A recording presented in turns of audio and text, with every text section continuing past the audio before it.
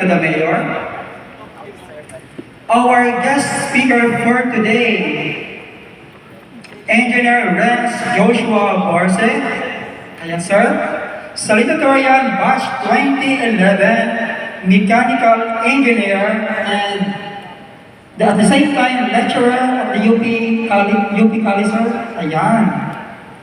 And of course, the representative of our Congresswoman, Attorney Carla Villadolid, and Attorney Elnas, Office of the Congresswoman Mitch Kahayon Uy. Good morning.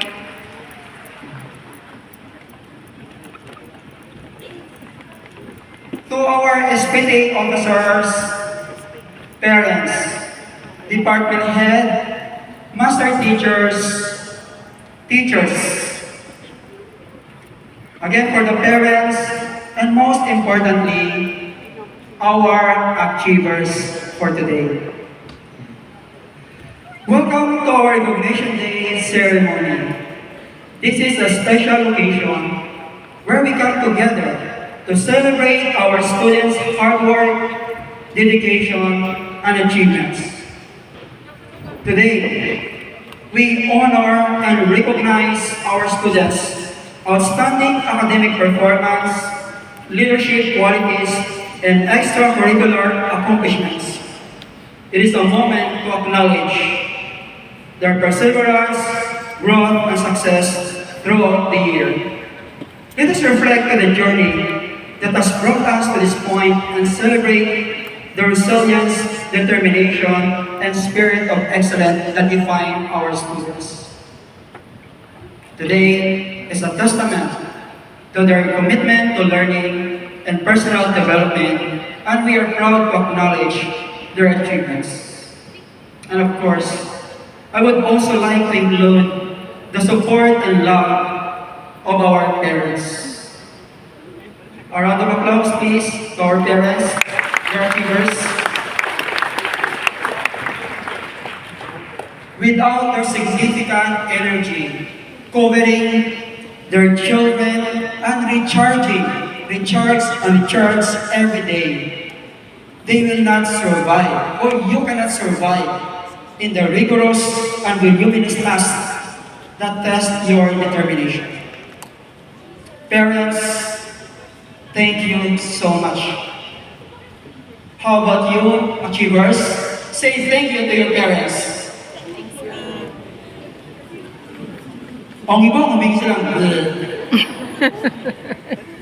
Thank you so much. You did a great job influencing your children to study and excel. You have witnessed all the struggles, sleepless nights, and crying moments. Mommy, Daddy, ayaw ko na. Sukon na ako. Ang daming trabaho. Hindi ko kaya. But you are there, dear parents.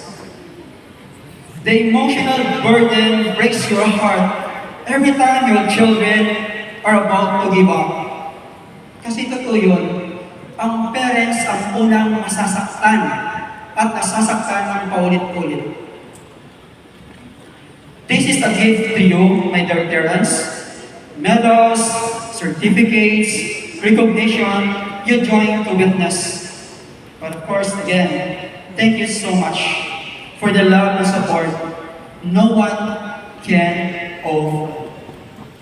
That's the parents. And of course, to our teachers, non-teaching personnel, thank you also. Palakpakan naman yan para sa kanila. Thank you for carrying our future leaders in the different fields. And you look at now one of their products, engineering. You challenge them to become the gen of our community. Projects, performance tasks, and written tests are just tools your teachers use to process your potential.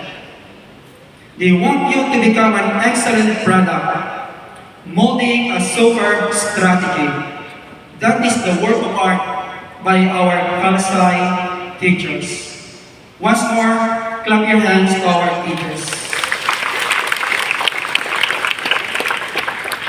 Congratulations to all the Kalasay students, parents, and teachers who will be recognized today. Your achievements inspire us all and remind us the incredible potential within each of you.